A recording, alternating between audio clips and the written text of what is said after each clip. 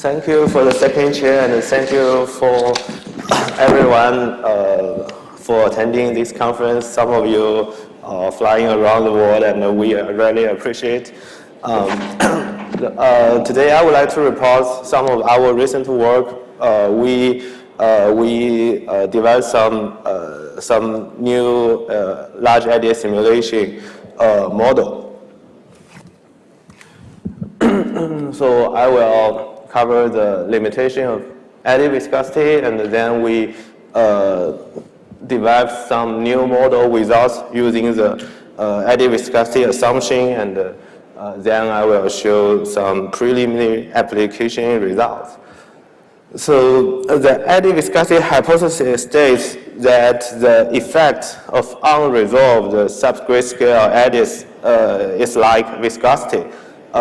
Because both diffusion and convection can enhance the momentum transfer. So they think since they both can enhance the momentum transfer, so they use viscosity, an additional virtual viscosity to acknowledge the effect of the eddy, right? So this figure shows you the idea of large eddy simulation. So for large eddies, the grid can resolve its motion, and the effect of the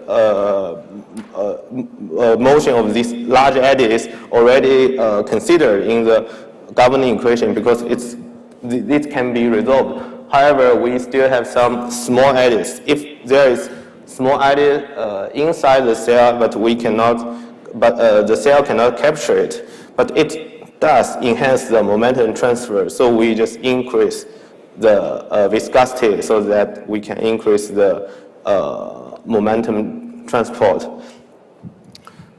This is the eddy viscosity, however, the eddy viscosity has some limitations. So the eddy viscosity is used to approximate the effect of the subgrid scale stress, and we know this subgrid scale stress comes from filtering the convection term, right? Comes from filtering convection term. So eddy viscosity use the diffusion to approximate the effect of convection. And we know diffusion is linear, but convection is non-linear. So this assumption use linear terms to approximate unlinear terms. And most eddy viscosity subgrid scale models are isotropic, and if you look at their expression, you can see their models usually has this type form of the expression. Eddy viscosity is equal to coefficient times the filter y squared times some expression, right? This is most eddy viscosity models are in this form. And this form has some limitation. First, eddy is anisotropic, right? But this expression obvious is isotropic. So let me explain. So eddy has a direction, right? Eddy has a direction. So if we have a eddy like this, of course the heat transfer within the plane is stronger than the heat transfer vertically, right? So if the vortex is rotating like this, so the eddy does not equally enhance the momentum transport in three directions.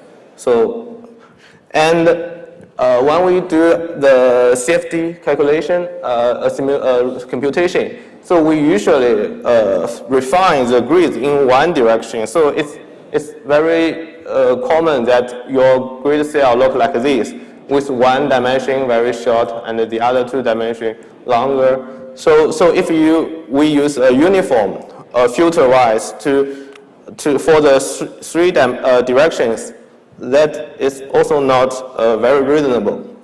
So motivated by this, we start to think about if we can not use eddy viscosity and still find some good model for the large eddy simulation. So that's our work. We first decompose the velocity into the resolved part and the unresolved part. So this is the resolved part, this is the unresolved part.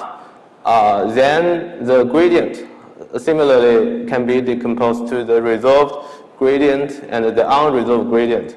And compare with the gradient, the V unresolved velocity is a higher order small quantity because taking gradient reduces the order.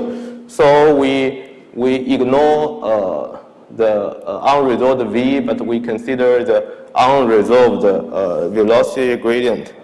And then we decompose the velocity gradient. So the velocity gradient can be decomposed into rotation part, and the stretching part, and the shear part. Similarly, the unresolved velocity gradient can be decomposed into unresolved rotation, unresolved stretching, and unresolved shear. And we know like the rotation, right? The rotation dramatically influences the convection. Compared with rotation, the effects of shear and stretching is small. So we ignore the stretching and the shear and only consider the unresolved rotation. Okay, so we have this equation. So the full velocity gradient is equal to resolved plus unresolved. And for the unresolved, it can be decomposed into rotation, stretching, and shear. And we ignore the last two terms. And the left is the resolved velocity gradient tensor plus the unresolved rotation matrix. So if you write the previous expression in the scalars way, you can find our correction. So we don't need to correct the diagonal terms, right? They keep the same. We just correct the shear terms. So we need to add or subtract some components of the unresolved Liutex to the partial derivatives. And the next question is, since these three components are unresolved, how can we know them? So we know in LES the mu t is modeled, right? Do we need to model the unresolved RX, RY, RZ? Well, of course, modeling is, we try to make as a few things to be modeled. So here we use the spectrum. So this figure explains the idea of LES. So LES resolves the large vortex, but models the small vortex or the high frequency vortex. So our idea is to use resolved information to estimate the unresolved information. If we can know the cutting off wave number, right, then we integral from 0 to the cutoff wave number. We get how much is resolved. And the resolved is, we know, right? And if we integral from the cutoff number to the infinity, we get how much is not resolved. Then we get a ratio, right? The ratio of unresolved over resolved. Then we can use the resolved information to estimate the unresolved information. And the Liutex has the similarity, or Liutex has the spectrum. So this figure shows you the spectrum Liutex amplitude. So it also has the negative 5/3 law. So we do have a Liutex spectrum. Then the cut-off number can be determined by pi over d. So the d is the distance between two adjacent grid points. So this we can know the cutoff number. Then the ratio of unresolved and the Liutex to the resolved Liutex is the integral from the cutoff number to infinity, the spectral function dk over integral from 0 to the cutoff wave number and the spectrum. And we have three different directions. So we determine the cutoff number in three different directions. the x, the vortex, the x direction vortex is rotating within the YZ plane. So we use the dimension length in Y and Z directions to determine the cutoff number. And similarly, the Y direction vortex is rotating in the XZ plane. So we use the length of the XZ to determine the cutoff number, and similarly for the cutoff number in the Z direction. Then the ratio of unresolved over resolved times the resolved will give us the unresolved. So we do not need to model what is unresolved. We can evaluate it by the spectrum or by the similarity. Then we see how do we modify our governing equation. This shows you the momentum equation in x direction, and according to our previous discussion, we don't need to modify the diagonal term. We just modify the shear terms, right? So here is the modification. So partial U over partial Z, we don't need to change. We need to modify this term, add our correction, and nothing to change on the right-hand side. Here, for the tau xx, all these three terms are the diagonal terms, don't change, and we need to change, correct the partial U over partial y and the partial v over partial x, and you can find these two corrections cancels out each other. The same thing for tau zx. These two corrections cancels out each other. So indeed, we do not need to change the expression of tau. We just modify the convection term. So we directly modify the convection term. And these three equations are the modified or the correct momentum equation in three directions. So you can see just modify the corresponding convection terms, right? Convection terms. So some merit, like from the theoretical analysis, the Prost model directly modifies the convection term, and we know the subgrid scale stress is coming from the convection term, so we directly correct the convection term. We do not use diffusion to acknowledge the effect of convection. It's more straightforward. And in the derivation, there is no empirical coefficient, right? Everything is derived. Every expression is derived. We do not introduce any empirical coefficient. And this model is like anisotropic, right? That reflects the nature of the vortex, that is, it has a direction. And let's see whether this model works good or not. So we compare the proposed model with DNS and not use any model and the whale model. For the no model convection and the whale model, the grid number is 1 over 64 of the DNS. That is each direction divided by 4.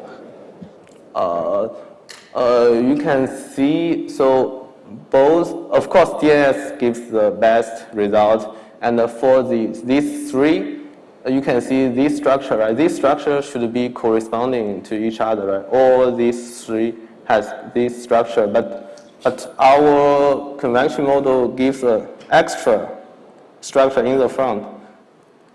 So no model and the whale cannot give. And the threshold are the same. The threshold for these four figures are the same. And so we have in front the leading or the early lambda vortex. And if you look at the ring, you can see the ring is separate, right? It's not connected. but our model is like a complete ring. And in the no model, the ring is narrow, right? It's narrow. So this is the comparison from the isosurface. And here is the mean velocity profile in wall unit. So DNS is here, right? The lowest line. No model is the top, and the well better than no model, but like our model has an obvious improvement from well model. And we also compare the Reynolds stress. So for the U prime, DNS, the peak of DNS model is around here. And here is the peak of no model. Well model is here, and our model is here. So all models are higher than the DNS peak, but these three performance are similar. And look at the V prime. So DNS is here, well and no model are here. But our model goes to the same height as DNS, right? Can go improved from here to here. And this is the W prime. DNS is high. The other threes are low, but our model is still the one closest to the DNS curve. Similarly, for the U prime, W prime, so DNS is the lowest, right? Then come by our the convection model, then no model, then the well model. Next is the skin fraction coefficient. So, like in this region, our model has an obvious improvement. It's much closer to the DNS line. Here it maybe transitioned a little bit late, so that we need to analyze what is the reason. Yeah. So and let me give a summary of our work. So the eddy viscosity hypothesis has some limitations, and motivated by this, we just do not use the eddy viscosity hypothesis, and we derive the convection Liutex model. And the eddies is inherently anisotropic, so an anisotropic LES model may be more reasonable. And since like this is just the start of the work, it only has the preliminary results, we still need more work, more verification, more study on this new model. Okay. Thank you.